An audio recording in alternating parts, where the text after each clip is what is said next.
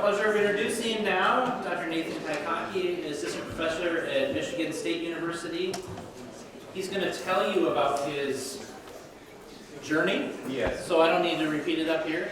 I can just say it's kind of interesting as you go to all these scientific meetings. At first you do it on a professional basis, but after a while it becomes a place where you meet friends. And Nathan and I met at a meeting and continued to meet at subsequent meetings. And I remember we got stranded here for a snowstorm once and stayed over at my house and met my family, and we've been friends ever since. And so this is the start of it for you, and a great place to grow a lot of great friendships as you go through. Thanks for being here, Nathan. No, thanks a lot. Everybody hear me all right? Yes, sir. Awesome. So yeah, this is the title I want to talk about. Do bladder research, we do lots of it. And I'm also going to take you kind of through how I got to be where I am. And it's a different path than a lot. So who am I? This is me when I still had access to all-you-can-eat buffets in the dorm. This is me, actually that's May of 2002. 21 years ago when I graduated from MSU. I had a long and storied past of what I wanted to do with my life. I started out, like many of you, as a pre-med chemistry student. Somehow decided I wanted to do something harder and switched to chemical engineering and realized that was real stupid. Moved to music, because vocal performance, why not? Then into secondary education, and eventually in the fall of 2001, I showed it to my advisor and said, what can I do with these credits? And he said, oh, we have this thing called Science and Technology Studies, which is now the history, philosophy, and sociology of science, technology, and medicine, which I'll have you know, the longer the name of your degree, the shorter there are for job opportunities. So after that, I was a failed pre-med student and really didn't want to do anything with it. And so I moved on. These are all the jobs I had after that. First was with a company called Altana Pharma. They were a family-owned pharmaceutical company that assured us that they would never sell off the pharma business until their drug didn't make stage 3 clinical trials and they sold off the pharma business. Then Mechatech, God, what did that even do there? Medical billing for special ed students in schools. I was an admissions advisor at Baker College of Owasso, not exactly your riveting Tier 1 research institution. And then the American Red Cross. Believe it or not, the blood drives, they pay people by the unit to get those blood drives going. So I worked in sales of making sure that the blood supply stayed steady. Yeah, that's a whole other talk for another day. But after all of that, I kind of hit an impasse in 2017 and decided to go back to graduate school. And they said, that's cute, you have terrible grades and no experience. And I said, fair, but I'm tenacious. So I went back, took some more undergrad classes, and then, a year after that, on the second time around, and was working in a lab and got into graduate school. So that's me, that's my mentor, Dr. Jackson, Bill Jackson on the left there, looking very excited to have a very riveting conversation about that poster. I am looking very excited to just be there.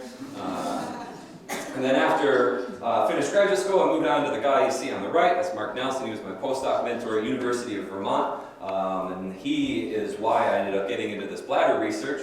I went there for an interview, and I was there. There was 9 of us postdocs all at the same time. And 8 of them were working on cerebrovascular tone and regulation of cerebral vasculature.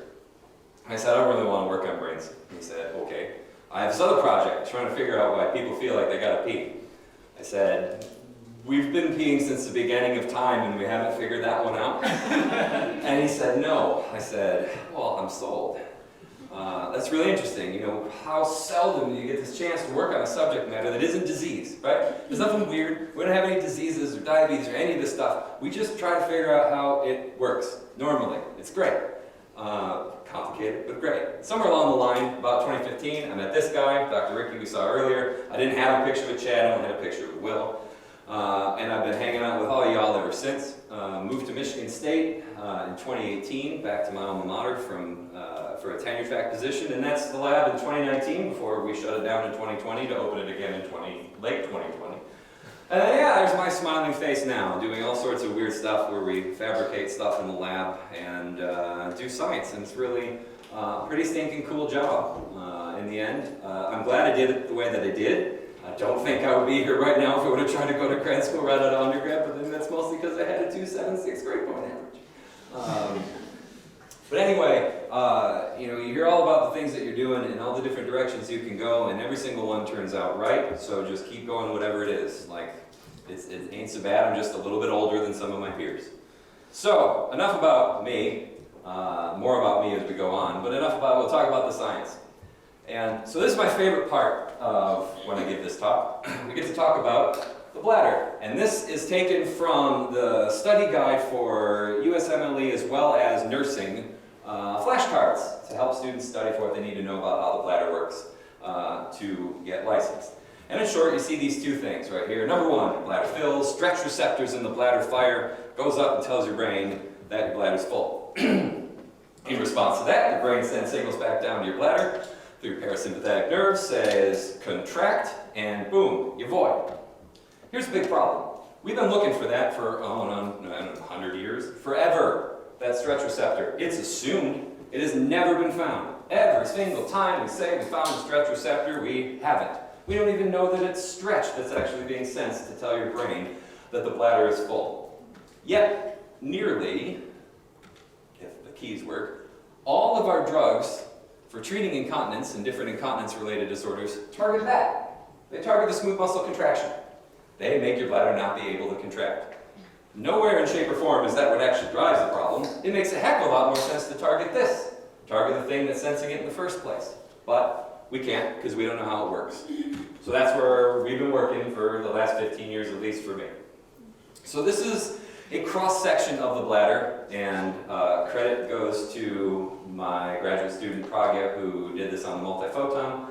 As you see on the left is kind of just the different layers of the bladder. For those of you who were playing last night in Jeopardy, yes, that is the umbrella cell and urothelium, a transitional epithelium that lines the bladder with the glycosamine glycan gag layer on top of it. And under that, muscles, all these other cells and all that. But it's a heck of a lot more than just a bag.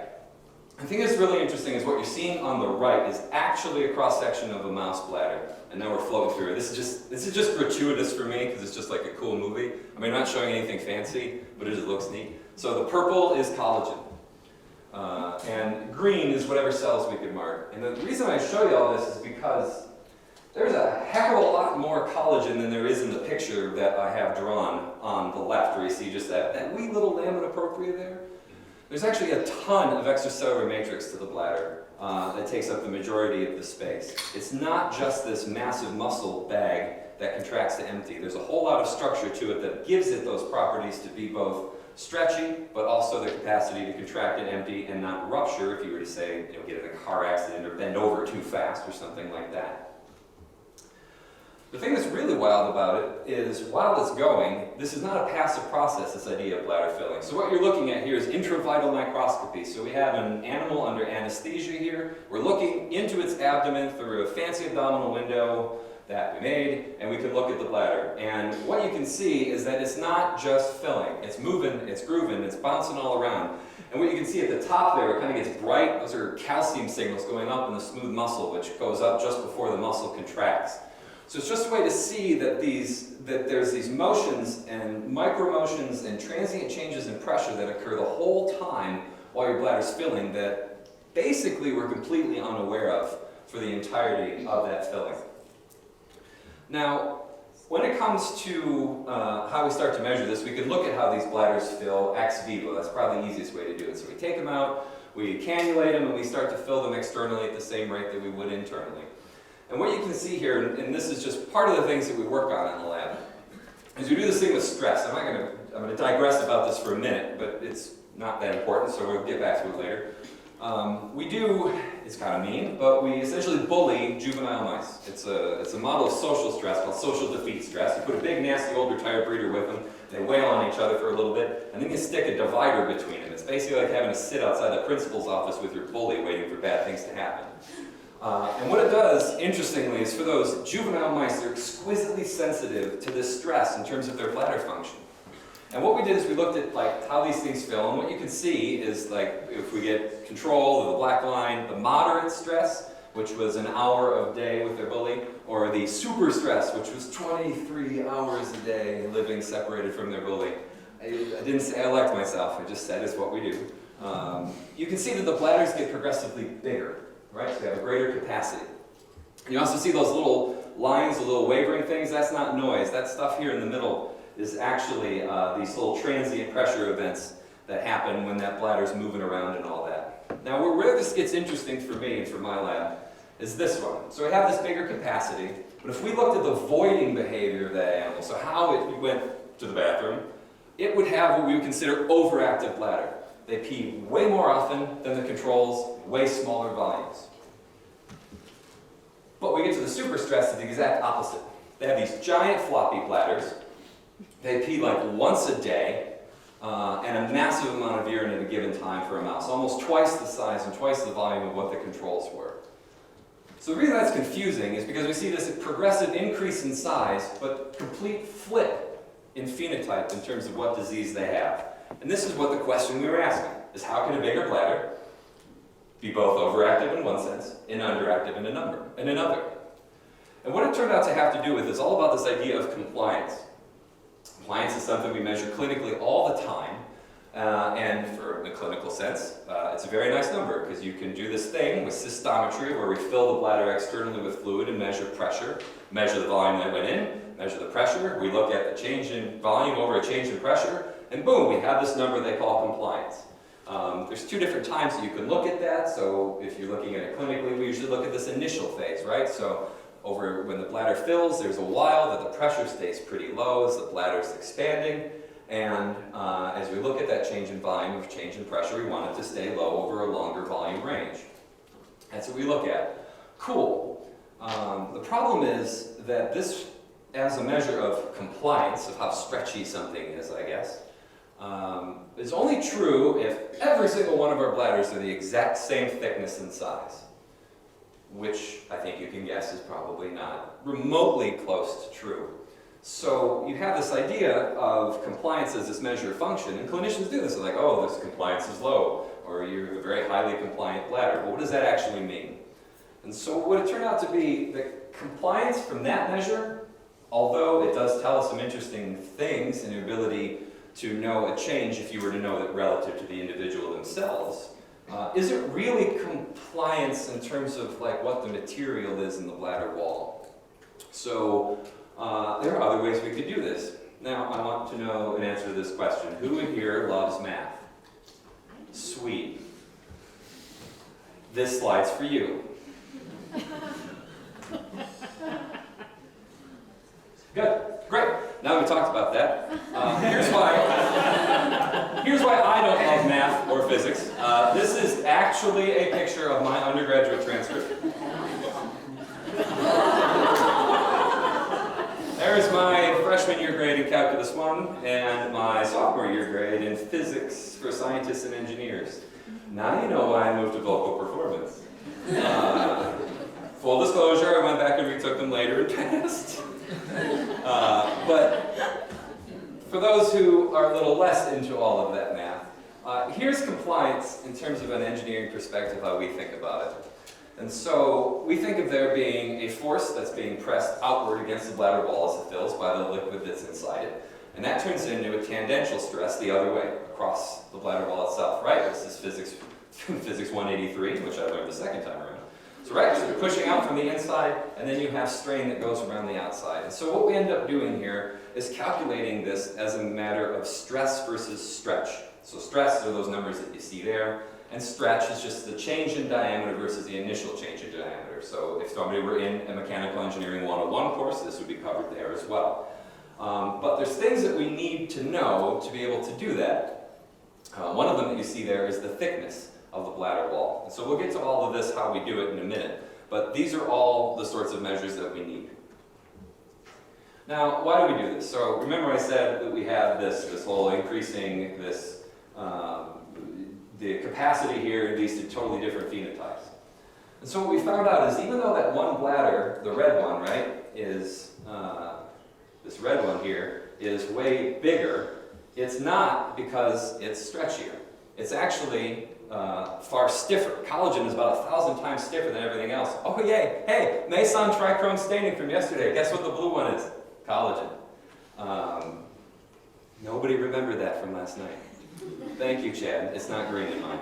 So yeah, you have a lot more collagen on the left, or on the right than you do on the left. That would be a way stiffer bladder. So what's actually happened is the material itself is way stiffer, not way stretchier. And if you were to measure compliance in the traditional way, pressure by volume, volume and pressure, you would say this is a super compliant bladder. It's not. It's just really stinking huge. And so if we want to go do this the way that I was talking about earlier with an engineering perspective, we need to know about wall thickness. Well, here's the big problem that occurred, right?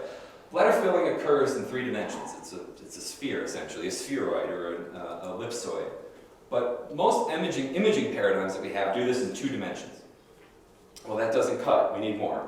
And even though that thing I showed you at the beginning with the slices through the wall is really cool looking and all that, it took a really long time to image because it's slices, right? Piece by piece by piece by piece. We can't really do that cross-sectional measure in real time. And so this is the other thing we do in the lab. I got so sick of paying lots of money for things that didn't work, we just started making things that kind of work. So we do a lot of time inventing stuff. And so I wanted to find a way to be able to measure the bladder wall all over the place with one camera and one shot. And so we invented this thing that I also like a good acronym, pentaplanar reflected image macroscopy. For here on out, we'll just call it the PRIM system. And the idea is, you see that dye in the middle, think of that as a bladder on a stick.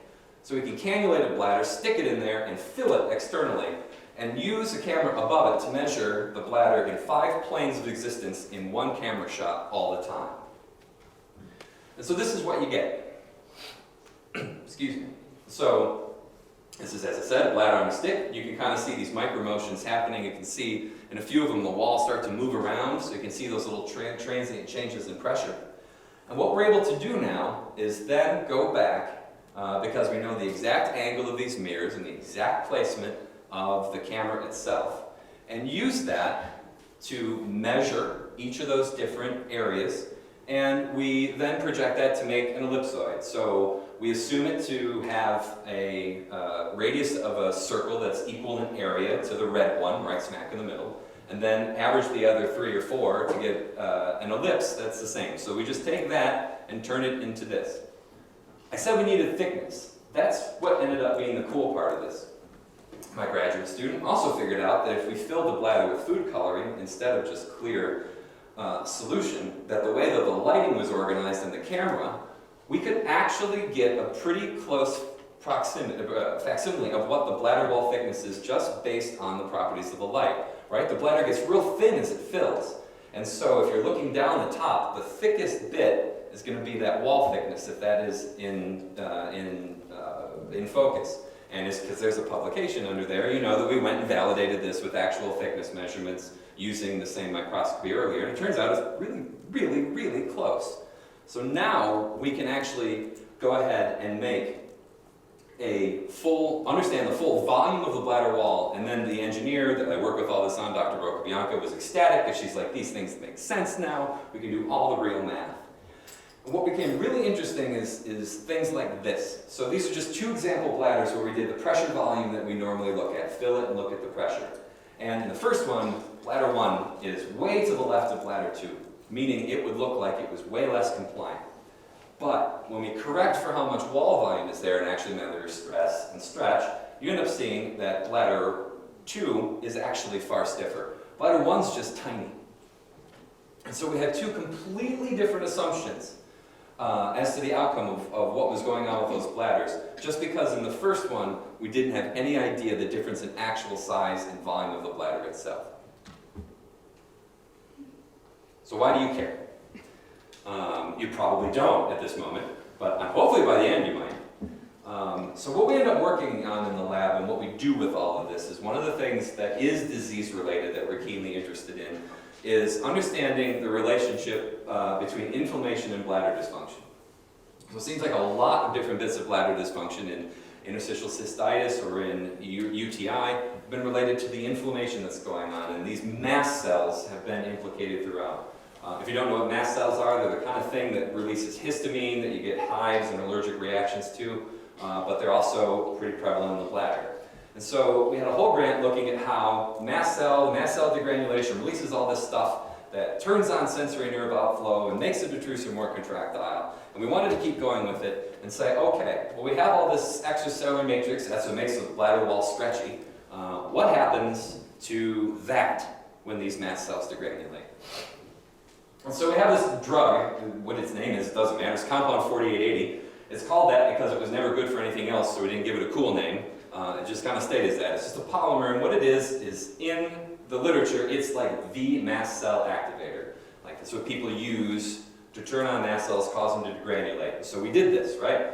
We put it in those ex vivo bladders, and we saw those little pressure changes are small, and we put on 4880, they get huge.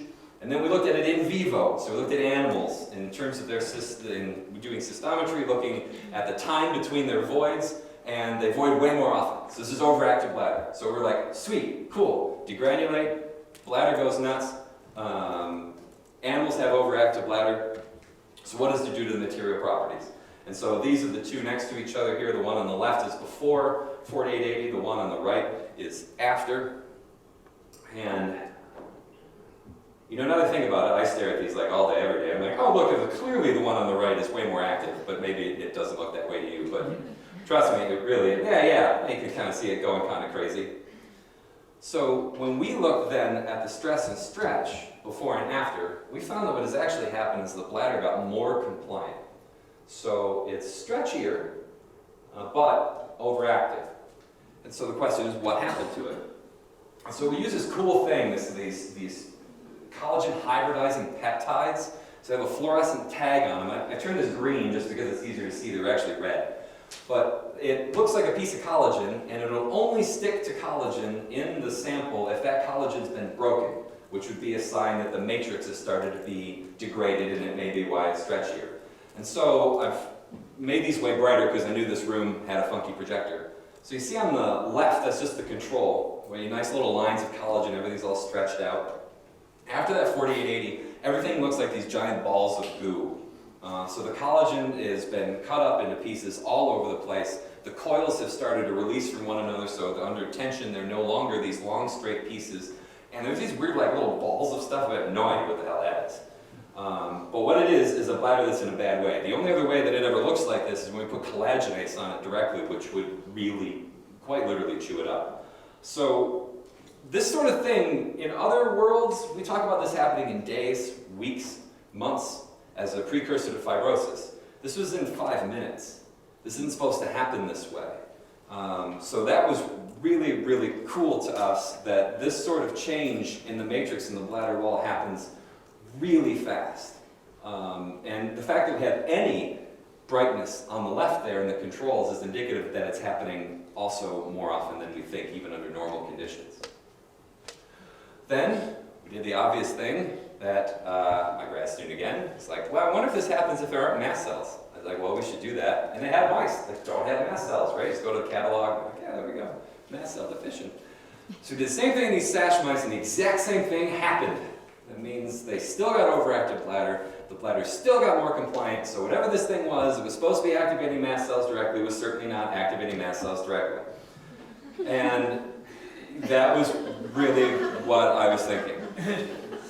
So I'm a pharmacologist by training, so everything that does something probably has a target, and so we went looking for it. And it turns out this compound 4880 has a target. It's called MRGPRB2, or mast-related G-protein coupled receptor B2. It took me months to be able to spit that out well. This is an orphan receptor, which means we kind of know it's involved in some things.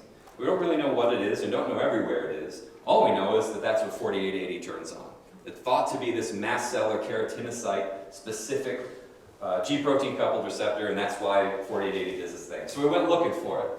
And it turns out in both the C57 controls and the sash mice, the ones that have no mast cells, we found a lot of MRGPRB2 mRNA in the urothelium, a bit in the detrusor. And then we have this drug QWF that is an antagonist of this receptor, as well as some others. And we found that under the same situation here, if we put on 4880 but with QWF, we don't get that to happen. So that shift, if anything, stays a little stiffer than otherwise. So this told us that, yeah, I think it's the MRGPRB2 receptor that is doing this. And this is where things got really fun because genetics are cool, and also I'm a real visual learner. So I did most of my PhD was on calcium imaging stuff, and so I like pictures, right? Like things going on. And calcium moving in and out of cells, we can put genetically encoded calcium indicators, whatever cell we want, mostly, and see what happens. And so this looks really boring for the moment. This is the umbrella cells, right? So this is just a bladder pinned out flat, and we're looking at umbrella cells.